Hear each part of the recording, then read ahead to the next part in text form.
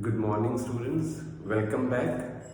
Myself Ranjeev Nagpal, your teacher of subject English, standard 9th. Alright. जैसे कि पीछे मैंने आपको एक इंट्रोडक्टरी लेसन भेजा था और उसके बाद फर्स्ट चैप्टर जो मैंने आपको करवा दिया था grooming of a boy, and hopefully आपने होमवर्क के मुताबिक उसको पढ़ा भी होगा. तो this is up to you to decide कि आपने कैसे पढ़ना है. We are doing what we can do. We are playing our role. No, it's your role to decide how you respond to our classes, right?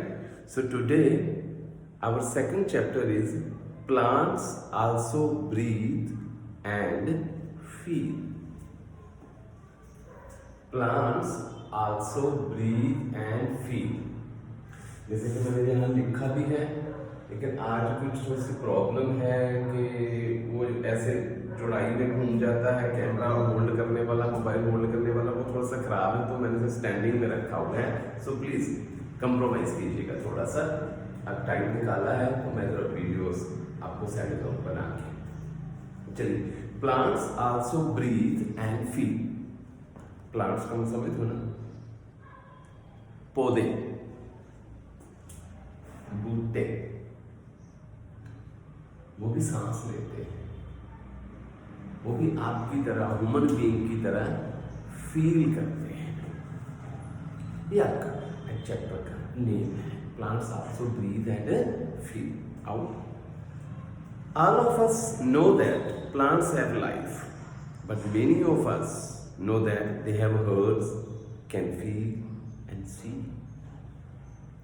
ये तो हम सभी जानते हैं कि प्लांट्स की एक लाइफ होती है. आप लाते हो छोटा सा, बड़ा होता है, बड़ा होता है, बड़ा होता है. कई तो कई 100 साल जीते हैं, कई मौसम के साथ फिनिश हो जाते हैं. ये तो हम सभी जानते हैं कि प्लांट्स की ना एक लाइफ होती है. बट हम में से कितने जने ये जानते हैं कि वो एक ह्यूमन बीइंग की तरह सांस भी लेते हैं और फील भी करते हैं. This extract tells us something about the scientist who made this dramatic recovery. आज का ये चैप्टर एक्सट्रैक्ट में ये किसी बुक से लिया होता है. बड़े जो एक जैसे कि इन्वेंशन होती है, उनकी रिपोर्ट होती है, उसमें से कुछ हिस्सा लेके आपको चैप्टर के रूप में जो चीज़ दी जाती है उसे बोलते हैं एक्सट्रैक्ट. इसमें उस साइंटिस्ट के बारे में बताया गया है जिसने ये बात की इन्वेंशन की थी जो मैं आज आपको बता रहा हूँ, वो डिटेल में बताने जा रहा हूँ कि प्लांट्स भी हमारी तरह, ह्यूमन बीइंग की तरह ब्रीथ एंड फील आल्सो. तो आओ इस चैप्टर को पढ़ते हैं. Be serious.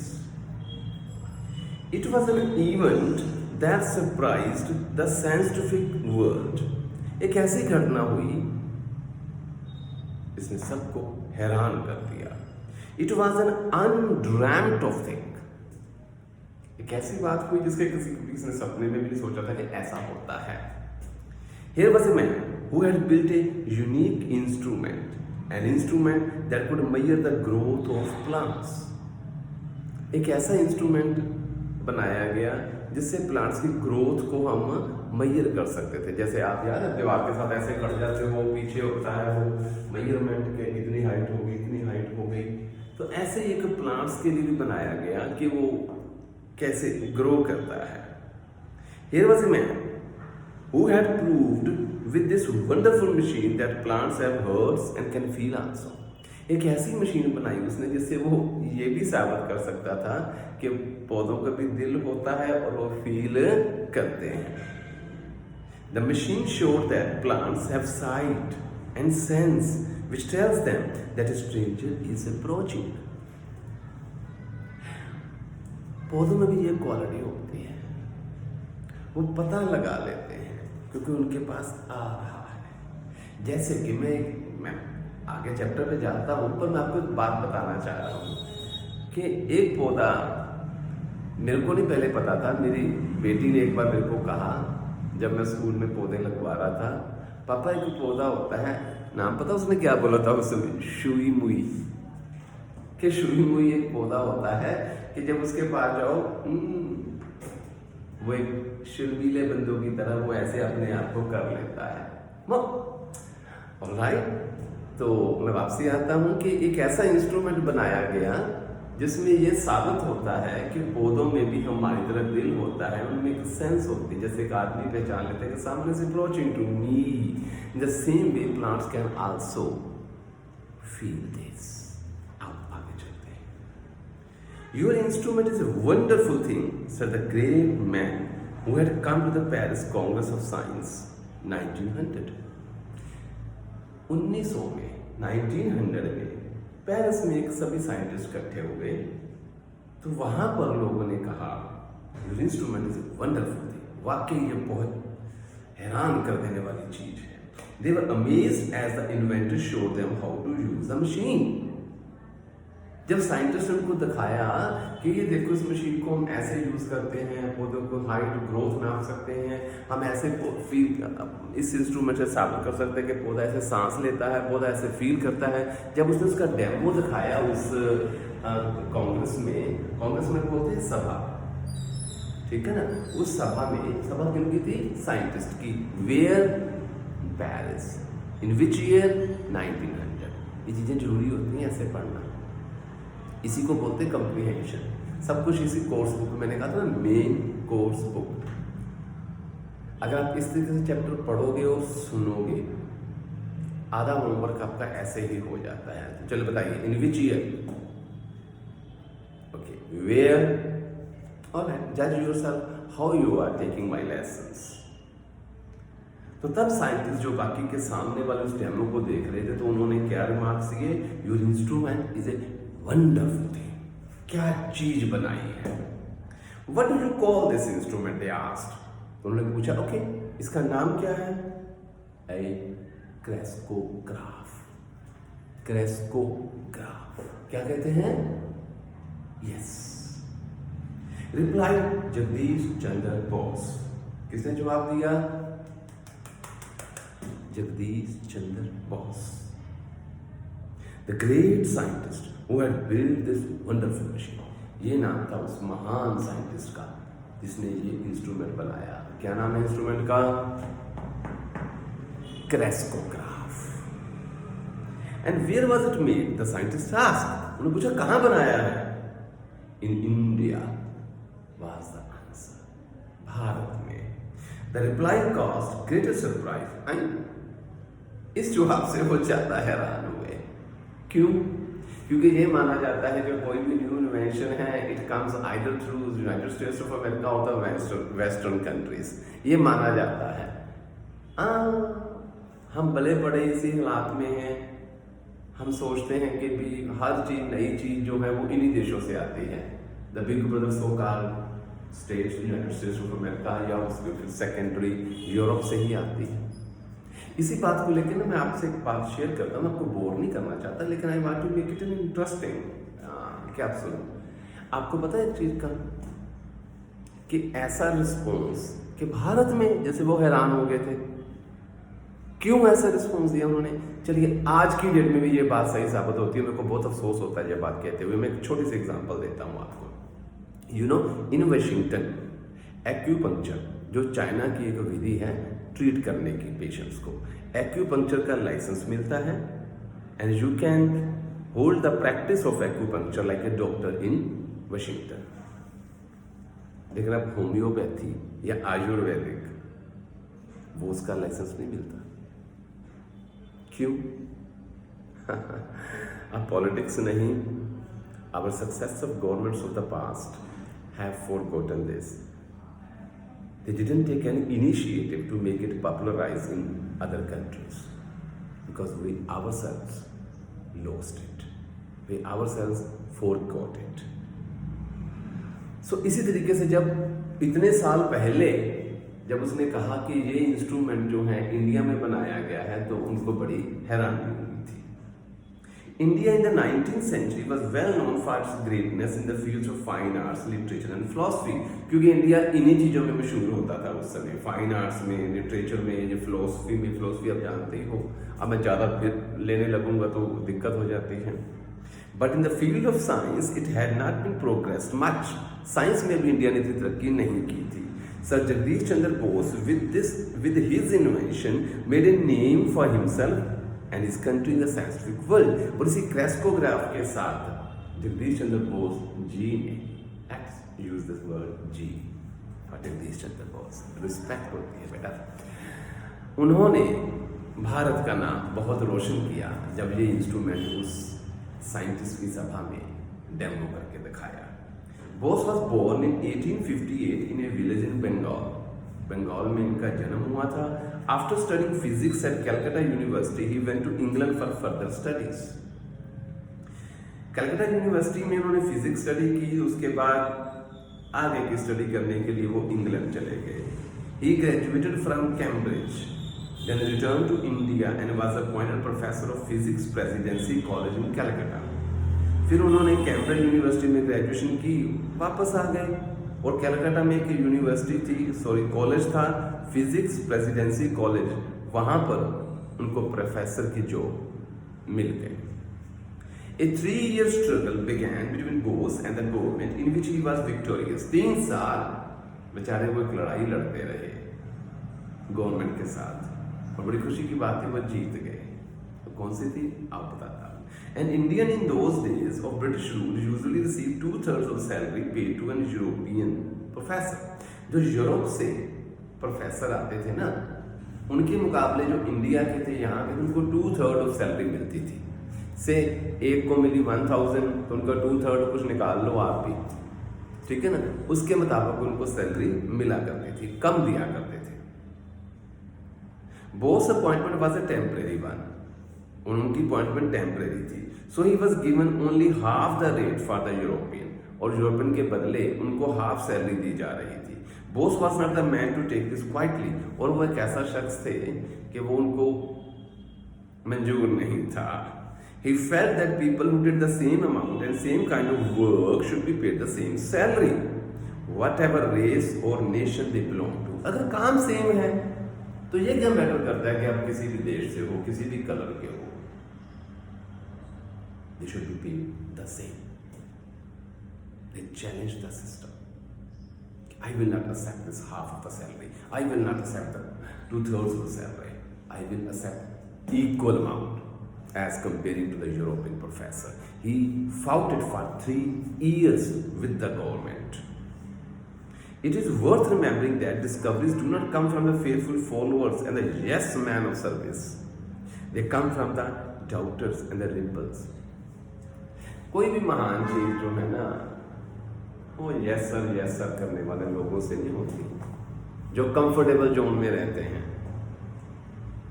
वो महान चीजें नहीं कर पाते। आप कहोगे वो कौन से होते हैं? मैंने हमेशा 2 तरह के लोग माने हैं।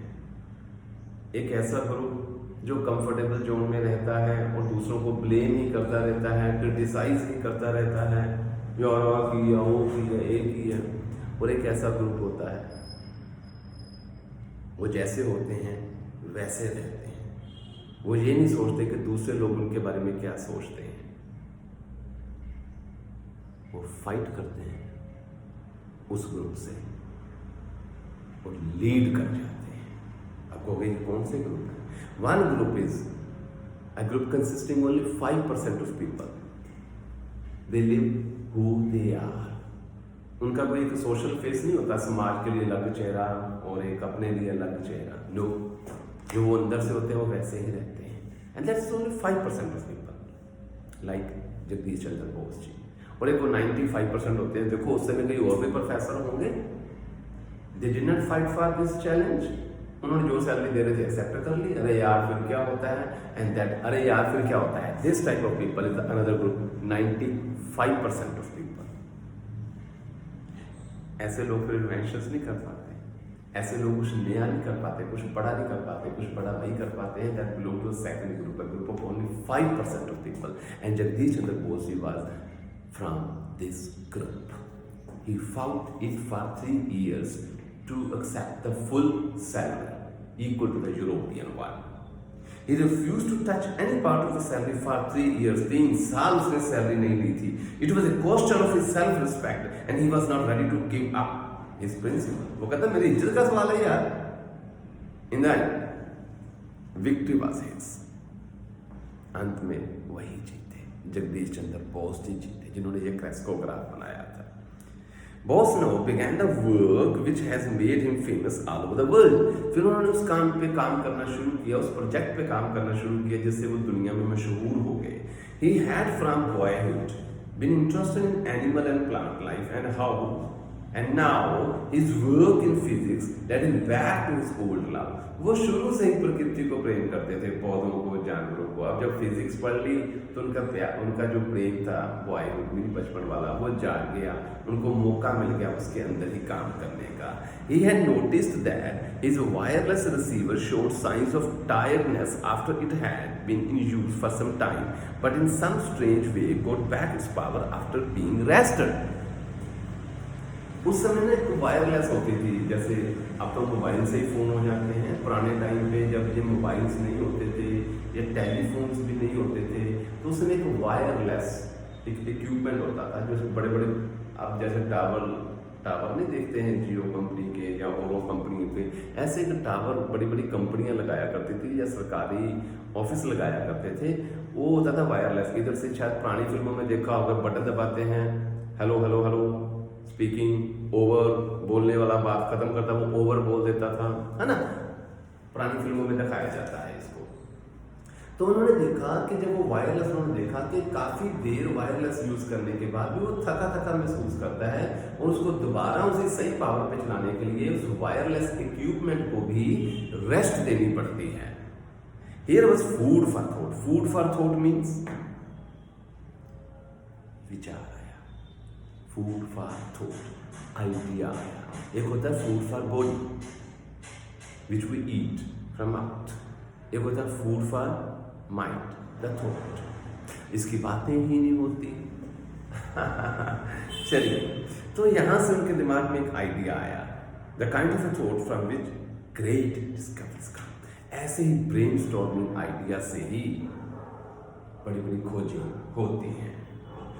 Until the end of the Middle Ages, the world was looked as one beautiful unity created by God.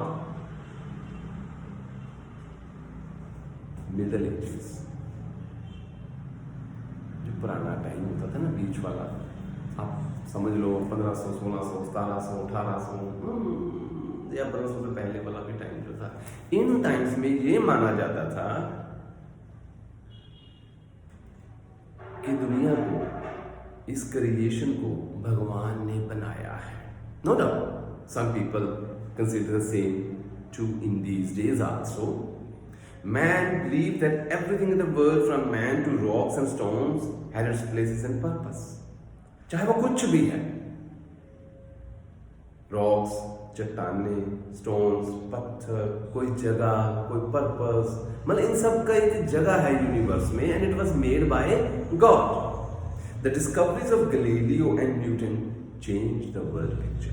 फिर आई इन लोगों की डिस्कवरीज, गैलीलियो की, न्यूटन की, जिसने दुनिया की पिक्चर बदल दी. इन लोगों का माइंडसेट बदलना शुरू कर दिया.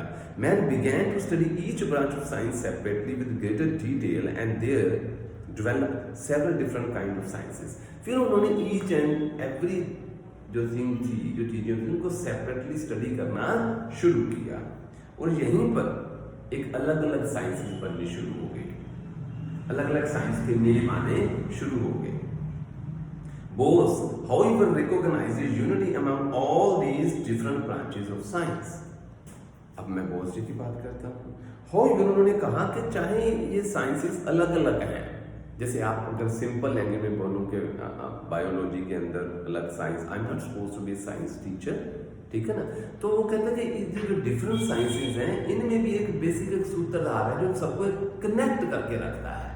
All this internally is connected. He realized that there was a similarity in the behavior of lifeless and living things. अब एक लाइफलेस और लिविंग थिंग्स, ये आप साइंस पढ़ते हो आपको पता ही है. लाइफलेस मीन जिसमें जान नहीं होती, लाइफलेस मीन जान होती है. Living and non living things. It was however not easy to convince others. तो बोस जी ने क्या कहा कि lifeless and living things, living and non living things में एक सिमिलरिटी होती है. It surprised everybody. It was however not easy to convince others. और इस बात को लेकर दूसरों को कन्विंस करना easy नहीं था. People hold on to their old beliefs and do not like to change them. जैसे कि कोई भी हो, लोग पुराने जो उनके माइंडसेट जो विचार होते हैं, जो उनकी जो विचारधारा होती है, जो उनको छोड़ना easy नहीं होता.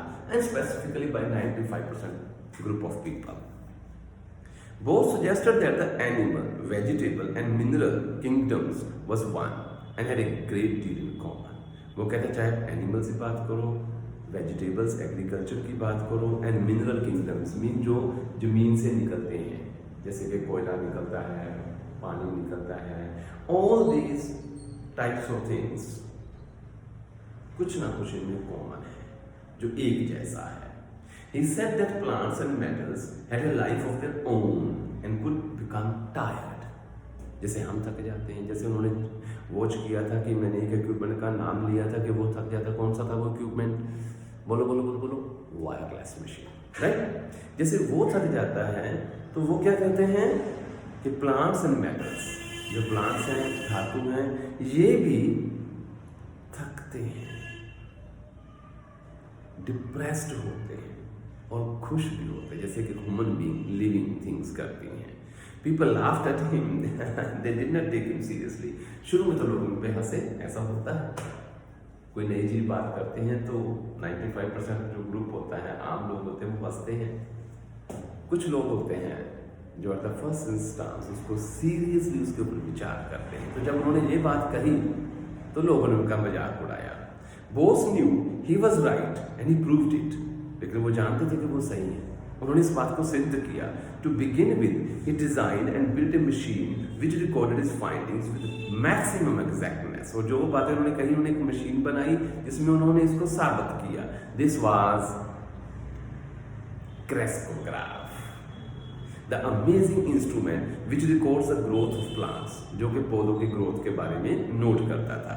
It magnifies the movement of plant tissues 10,000 times and can record the reaction of plants to manures, noise and other stimuli.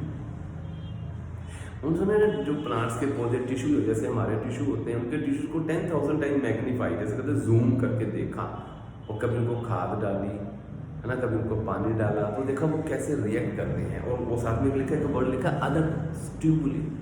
Stimuli होता है कि कुछ ऐसा करना जैसे उसको रिस्पॉन्स देना पड़ता है.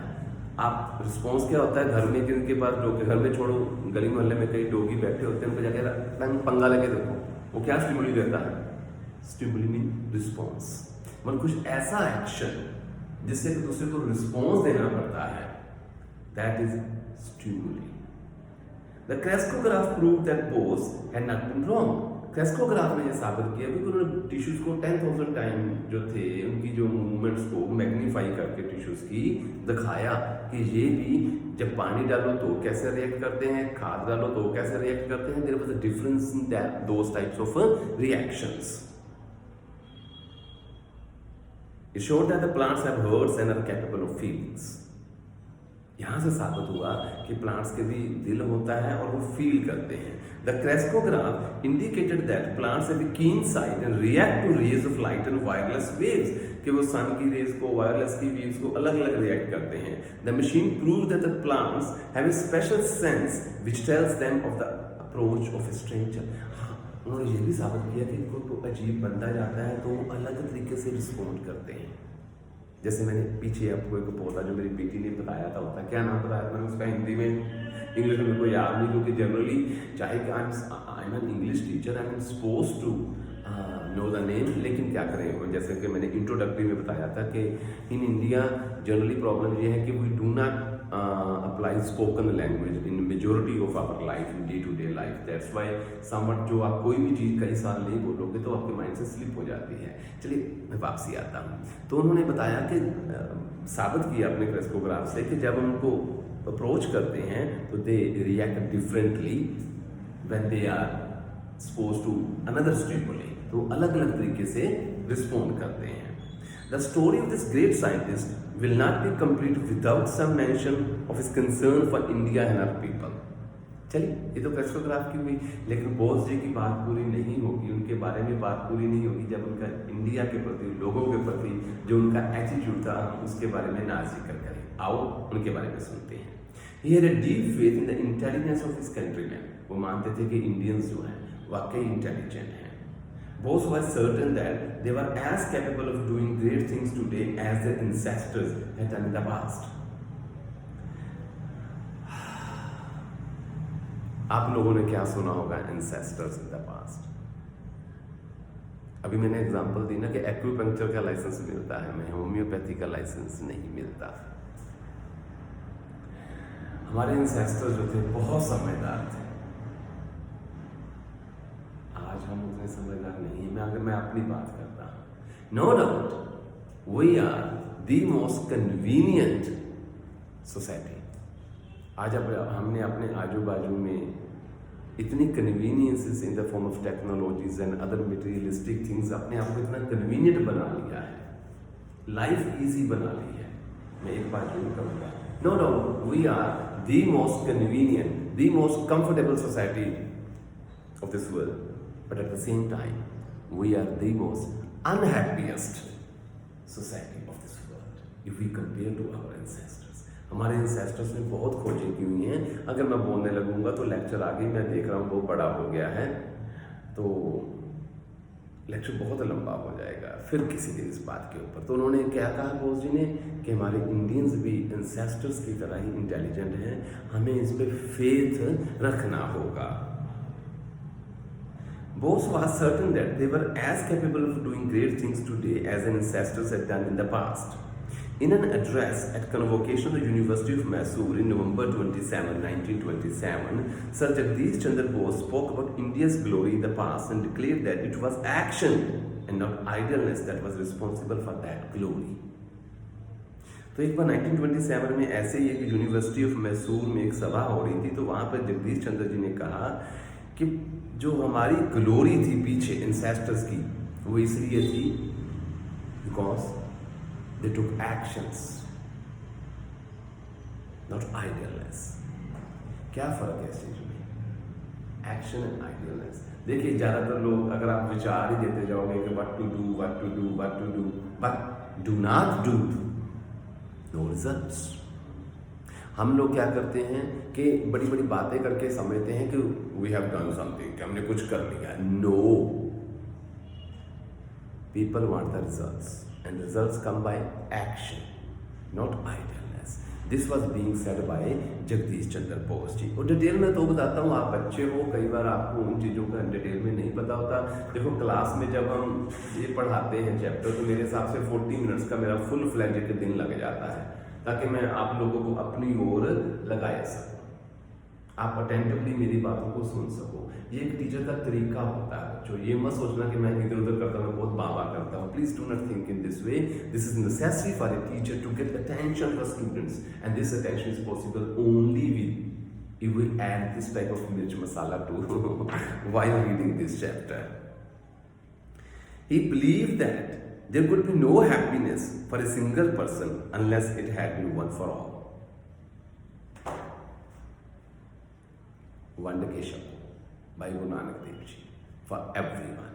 कि जब तक आप सबके लिए नहीं करोगे, सारे समाज को खुश नहीं रखोगे, तब तक आप इंडिविजुअली आपकी जो हैप्पीनेस है वो टेम्परेरी है, वो परमानेंट नहीं होती। And individuals happiness and that specifically permanent happiness, हमेशा खुश रहना, is tied to the happiness of the society, the happiness of the others also. And this great scientist wanted his countrymen to have undying hope and faith in the future. वो चाहते थे, इस तब की बात है 1927 की, कि इस फेथ को मेंटेन रखो कि we are as intelligent as our ancestors. We can also do, but we should also have the same approach of our ancestors, the approach of action, not just talking, not just idleness. This is the full story of your second chapter named Plants Also Breathe and Feel. और hopefully अपने chapter जो सुनने के बाद जो मेरा हमेशा homework रहता है, प्लीज नोट कीजिए, वो मैं हमेशा होमवर्क यही देता हूं, read and understand the chapter seriously. देखिए, क्या +2 के बाद आपने इंग्लिश सीखने के लिए आइलेट्स के सेंटरों में जाना है या अभी इंग्लिश सीखनी है, ये आप लोगों के ऊपर है। वहाँ पे जब जाओगे आइलेट्स सेंटरों में, मैं देखता हूँ जाते हैं बच्चे, तो वो कहते हैं ग्रामर का टेस्ट लो, ग्रामर नहीं होती। ये सच जगह जाते हैं, हमारे स्कूल में बच्चे पढ़ते नहीं हैं। This is the main course book. Main course book मैंने आपको फर्स्ट इंट्रोडक्टरी में इसका मीनिंग बताया था कि आपको डिटेल में पढ़नी होती है, इंग्लिश तभी आती है। This is the soul of English language. So बच्चों, my homework is read and understand the chapter seriously. उसके बाद इसके क्वेश्चन आंसर्स हम करेंगे, क्योंकि जब आप चैप्टर को ढंग से पढ़ लोगे, आपके आधे क्वेश्चन तो ऐसे ही आपके माइंड में चले जाते हैं। Okay, bye, see you next lecture. Okay.